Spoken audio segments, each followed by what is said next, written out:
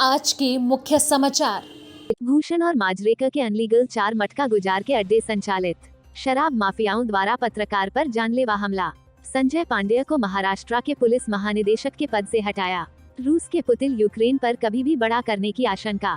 ठाणे पश्चिम में इस समय माजरेकर का मटका जुगार सुर्खियों का विषय बना हुआ है। बताया जाता है कि यह मटका जुगार अनलीगल चलाने वाले भूषण पाटिल और माजरेकर नामक व्यक्ति बताए जाते हैं। इस मटका जुगार की लिखित शिकायत मुख्यमंत्री और ठाणे के पुलिस आयुक्त से लेकर नवपाड़ा पुलिस थाने तक 3 बार की गई है। शिकायतों के बाद से उन्नतियां हो गई हैं। एक मटका जुगार के अड्डे से आज 4 मटका गुजार के अड्डे अवैध चलाने लगे हैं। इन मटका जुगार के अड्डों के पते इस प्रकार है। 1. सिद्धेश्वर तलाव सर्विस रोड, रुद्रक्ष फ्रूट्स के गले के बाजू में ठाणे पश्चिम। 2. लॉरी स्टैंड, संदीप रबोवे के ऑफिस के सामने, अंबेडकर रोड ठाणे पश्चिम। 3. सेंट जॉन स्कूल के बाजू में, तालियोपाली के सामने, चिंतामणि जलेस के पास, जामनी नाका ठाणे पश्चिम। 4. ठाणे रेलवे स्टेशन के पास, साइकिल स्टैंड के बाजू में ठाणे पश्चिम में बड़े पैमाने पर मटका गुजार के अड्डे चलाए जा रहे हैं। सूत्रों के मुताबिक कुछ माह पहले एक पुलिस वाला अनलीगल मटका जुगार के धंधे पर पहुंच गया था तो उसे माजरेकर ने घूस लेने के इल्जाम में फंसा दिया था। इससे यह साबित होता है कि मटका जुगार के धंधे बड़े जोर शोर से चलाए जा रहे हैं। कई बार लिखित शिकायतें देने के बाद भी मटका जुगार के अड्डे पुलिस बंद करवाने में पूरी तरह नाकाम साबित हुई है।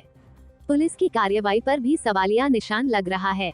यह मटका जुगार चलाने वाले भूषण और माजरेकर पुलिस की छवि को धूमिल कर रहे हैं। आज फिर लिखित शिकायत ईमेल द्वारा माननीय पुलिस महानिदेशक से लेकर ठाणे पुलिस आयुक्त, मुख्यमंत्री और नवपाड़ा पुलिस थाने में भेज दी गई है। अब देखना है कि पुलिस कार्रवाई करने में कहां तक कामयाब होती है। कल के एपिसोड में मटका जुगार की चिट्ठी भी प्रकाशित की जाएगी। बीकानेर के श्रीडूंगरगढ़ कस्बे में रविवार दिन भर बवाल मचा रहा। शराब माफियाओं द्वारा पत्रकार पर किए गए जानलेवा हमले के विरोध में श्रीडूंगरगढ़ में आमजन पत्रकारों के सपोर्ट में सड़कों पर उतर आया और प्रशासन के खिलाफ जमकर विरोध प्रदर्शन व हंगामा किया। शराब माफियाओं द्वारा पत्रकार पर किए गए हमले के विरोध में आज पूरे दिन प्रशासन का विरोध सड़कों पर होता रहा एवं लोगों ने जमकर प्रशासन के खिलाफ नारेबाजी की व अपना विरोध प्रकट किया और पत्रकार अशोक पारिक को न्याय दिलाने के लिए प्रशासन के समक्ष अपना पक्ष पुरजोर तरीके से रखा व जल्द से जल्द सभी आरोपियों को गिरफ्तार करने की मांग की।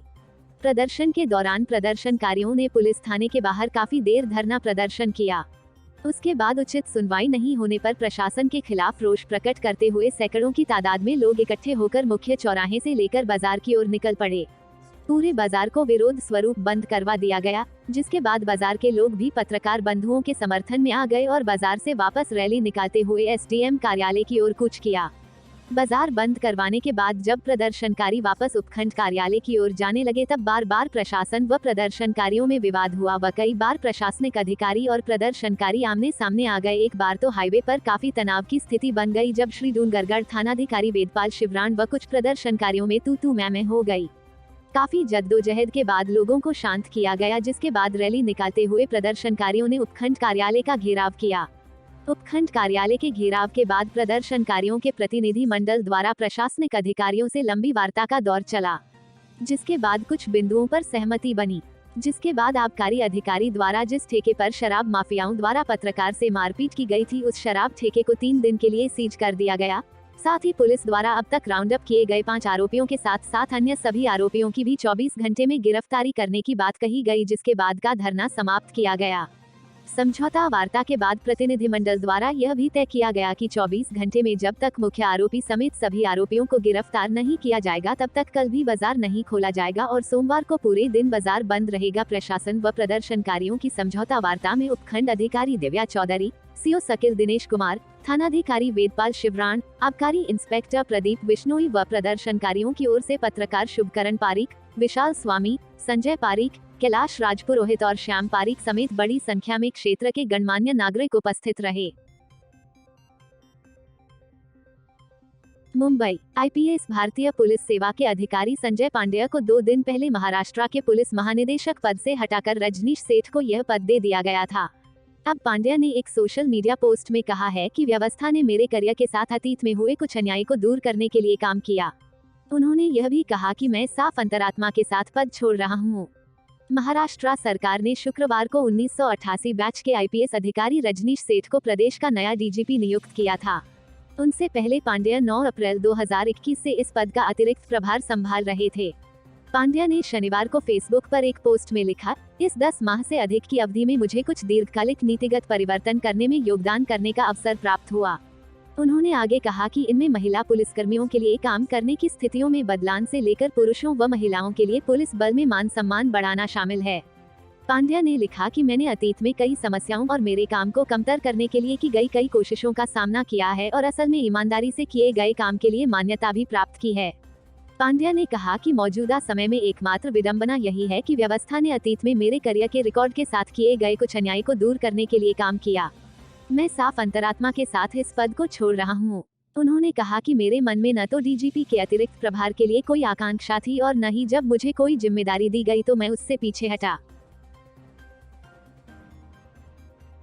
रूस यूक्रेन संकट को लेकर दुनिया के बड़े लीडर्स अमेरिकी राष्ट्रपति जो बाइडेन, ब्रिटेन के प्रधानमंत्री बोरिस जॉनसन, जर्मनी के चांसलर ओलाफ स्कोल्ज सभी कह रहे हैं कि पुतिन यूक्रेन पर बड़ा हमला करना चाहते हैं। पश्चिम के और भी राष्ट्र प्रमुख पुतिन के विचारों को लेकर ऐसे ही दावे कर रहे हैं। ये सभी इस तरह से बयानबाजी कर रहे हैं मानो सभी ने पुतिन का दिमाग पढ़ लिया है कि वह आखिर चाहते क्या हैं। इस समय दुनिया के आगे यही बड़ा सवाल है कि पुतिन आखिर चाहते क्या हैं। अभी पिछले बुधवार की ही बात है जब अमेरिकी खुफिया एजेंसियों ने दावा किया था कि रूस इस दिन यूक्रेन पर हमला करने वाला है, जैसे कि वे पुतिन की सारी योजना जानने के बाद ही यह उजागर कर रहे हों। लेकिन रूस ने ऐसा कुछ नहीं किया। इसकी बजाय खबरें आना शुरू हो गई कि रूस ने यूक्रेन की सरहद से अपने कुछ टैंक हटाने शुरू कर दिए हैं। हमले की बात से मना करते हुए भी हमले की तैयारी करते रहने की पुतिन की इस रहस्यमय साइलेंट प्लानिंग से सभी खींचे और सहमे हुए हैं। यूक्रेन के राष्ट्रपति वोलोदिमीर जेलेंस्की ने तो औपचारिक बयान देकर यह कहा तक भी है कि मैं नहीं जानता कि रूस के राष्ट्रपति क्या चाहते हैं, उनके मन की बात जानने में उन्हें मुलाकात का प्रस्ताव देता हूं। तो सवाल उठता है कि पुतिन आखिर चाह क्या रहे हैं? क्या वे पीछे हटने का सोच रहे हैं या फिर किसी विध्वंसक योजना को अंजाम देने की फिराक में हैं? विगत मंगलवार को जर्मनी के चांसलर ओलाफ स्कोल्ज के साथ मॉस्को में एक प्रेस वार्ता के समय पुतिन ने कहा था कि रूस जंग नहीं चाहता, उसने बातचीत की पेशकश की है। लेकिन अभी विगत दिन ही हमने बॉर्डर पर रूस का शक्ति प्रदर्शन देखा जब रूस ने अपनी 3 नई न्यूक्लियर मिसाइलों को लॉन्च किया।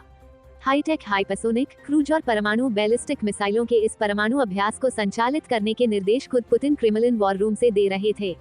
उन्होंने अपनी इन वॉर मॉन्गरिंग तस्वीरों को प्रसारित भी करवाया। अब ऐसे में हम क्या समझें कि आखिर पुतिन सोच क्या रहे हैं?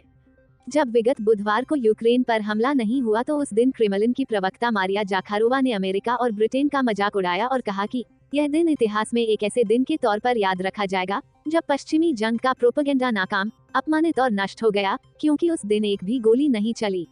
अमेरिका और उसके सहयोगी देशों ने अब तक इस बात की पुष्टि नहीं की है कि रूसी सैनिक वापस लौट रहे हैं। यह ऐलान करने के बावजूद कि अमेरिका यूक्रेन में सैनिक नहीं भेजेगा, बाइडेन ने कहा कि यह अपने पैर पर खुद कुल्हाड़ी मारने जैसा होगा, लेकिन अमेरिका और हमारे सहयोगी साथी डटकर जवाब देंगे। बाइडेन प्रशासन ने कहा है कि बेशक वह रूसी हमले से यूक्रेन को बचाने के लिए या हमला होने की स्थिति में वहां फंसे अमेरिकियों को बचाने के लिए सेना नहीं भेजेगा, लेकिन वह कड़े आर्थिक प्रतिबंध जरूर लगाएगा। हालांकि बहुतों का अंदाजा है कि ऐसा शायद ही हो। दूसरी तरफ पुतिन की ओर से बयान आया था कि रूस शांतिपूर्ण तरीके से अपना मकसद पूरा करेगा। वह नाटो के फैलाव को रोकना चाहता है और चाहता है कि वह पूर्वी यूरोप में अपनी मौजूदगी को कम करे। लेकिन उन्होंने यह भी कहा कि इसके लिए सिर्फ रूस की पहल काफी नहीं, उसे अमेरिकी मिसाइल सिस्टम्स की खास तौर से चिंता है। उनके रडार पोलैंड और रोमानिया में तैनात हैं। रूस को शक है कि इन मिसाइल सिस्टम्स के निशाने पर रूस है। दूसरी तरफ अमेरिका का दावा है कि वे एंटी बैलिस्टिक मिसाइलें हैं और उन्हें ईरान की मिसाइलों के निपटने के लिए तैनात किया गया है। रूस ने अब तक अमेरिका और नाटो के पिछले महीने भेजे लिखित प्रस्तावों का औपचारिक जवाब नहीं दिया है। उसने 10 पेज का नोट जरूर बनाया है, लेकिन न तो उसे भेजा है और न ही उसे सार्वजनिक किया है। वैसे कुछ दिन पहले अमेरिका के national security adviser Jake Sullivan ने कहा था कि रूस अब कभी भी हमला कर सकता है। मंगलवार की टिप्पणियों से लगता है कि रूस ने सुलह करने का फैसला किया है। इसके बावजूद कि पश्चिमी देश दावा कर रहे हैं कि असल में 1,30,000 सैनिकों के दस्ते की मदद करने के लिए अतिरिक्त टुकड़ियां आगे बढ़ रही हैं। पश्चिमी खुफिया एजेंसियों का कहना है कि वे रूसी सेना के हमले की विस्तृत योजना से वाकिफ हैं। लेकिन यह कोई असामान्य बात नहीं। सेनाएं अचानक होने वाली घटनाओं के लिए तैयारियां करती ही हैं। फिर रूस के लिए पश्चिम का हमला हमेशा से चिंता का सबब रहा है। रूस की ताकत के बारे में हम जानते हैं। उसने यूक्रेन की सरहद पर सैन्य जमावड़ा किया है, लेकिन इस बात के बारे में भी सोचा जा चाहिए कि उसका इरादा क्या है। पश्चिम को उसके इरादे के बारे में कुछ नहीं पता। इसके बारे में सिर्फ एक शख्स जानता है, वह है व्लादिमीर पुतिन। अमेरिका का अनुमान है कि यूक्रेन बॉर्डर पर रूस ने 1.70 लाख से 1.90 लाख सैनिक तैनाती कर रखे हैं। ब्रिटेन के प्रधानमंत्री बोरिस जॉनसन तो मानते हैं कि रूस 1945 के बाद से ही यूरोप में किसी बड़ी जंग की खुफिया तैयारी कर रहा है। बहुत संभव है कि पुतिन के समय में उसकी यह योजना का समय अब आ पहुंचा हो। अब तक यह साफ हो जाना चाहिए कि यूक्रेन के सिर पर बंदूक तानकर पुतिन को बहुत फायदा होगा, लेकिन अगर यह बंदूक चल गई तो वह होगा जिसका अंदाजा भी नहीं लगाया जा सकता, और इसका सबसे ज्यादा नुकसान भी रूस को होगा। अब तक पुतिन ने कूटनीतिक खेल बहुत शातिराना तरीके से खेला है। अमेरिकी राष्ट्रपति जो बाइडेन दिसंबर 2021 में पुतिन के साथ वर्चुअल समिट कर चुके हैं और एक और वार्ता का वादा भी है। कई यूरोपीय नेता, अभी चांसलर स्कोल्स और इससे पहले फ्रांस के राष्ट्रपति मैक्रो मॉस्को का दौरा कर चुके हैं। बुधवार को इटली के विदेश मंत्री क्रेमलिन में थे। पुतिन को चीन के राष्ट्रपति शी जिनपिंग का जबरदस्त समर्थन हासिल है। इस महीने एक संयुक्त बयान में उन्होंने कहा था कि चीन नाटो के फैलाव का विरोध करता है। दोनों ने पश्चिम से कहा था कि उसे शीत युद्ध की मानसिकता को छोड़ देना चाहिए और दोनों देशों के बीच का रिश्ता सीमाओं से परे है। बाइडेन प्रशासन के मुताबिक चीन देखना चाहता है कि यूक्रेन में रूस की चुनौती पर अमेरिकी जवाब क्या होगा, ताकि यह देखा जा सके कि ताइवान में ऐसे ही खतरे पर अमेरिका कैसी प्रतिक्रिया देगा। पुतिन की कार्रवाई ने नाटो में विभाजन पैदा किया है। सोवियत संघ के मातहत रहने वाले देश और जो अब नाटो के सदस्य हैं, जैसे पोलैंड और बाल्टिक गणराज्य, वे चाहते हैं कि यूक्रेन भी उसका सदस्य बन जाए। लेकिन जर्मनी और फ्रांस जैसे बड़े देश इसे लेकर बहुत उत्साहित नहीं। यहाँ तक कि अमेरिका और ब्रिटेन, जिन्होंने हमले की चेतावनी दी थी, भी बड़े युद्ध को लेकर परेशान हैं। हमें ध्यान देना चाहिए कि जो बाइडेन और बोरिस जॉनसन जैसे पश्चिमी नेता जो कि जंग को लेकर हो हल्ला मचा रहे हैं, अपने अपने देशों में उलझन में हैं और रूस की मुखालफत करना उनके लिए फायदे का सौदा है। बाइडेन अब तक अफगानिस्तान के झमेले से निकल नहीं पाए हैं। इसके अलावा वह कई घरेलू पचड़ों में भी फंसे हुए हैं, जिससे उनकी छवि दागदार हो रही है। दूसरी तरफ पार्टीगेट ने बोरिस जॉनसन की सियासी जिंदगी में तूफान मचाया हुआ है। हैरानी की बात नहीं कि वो यूक्रेन पर ऐसा कड़ा रुख अपनाए हुए हैं। अगर पुतिन अभी पीछे हटते हैं तो भी वो विजेता बने रहेंगे। उन्होंने नाटो के भीतर मतभेदों को उजागर किया है और साथ ही नाटो के फैलाव की वजहों पर बहस छेड़ी है। उन्होंने पश्चिम को मजबूर किया है कि उन्हें संजीदगी से लिया जाए।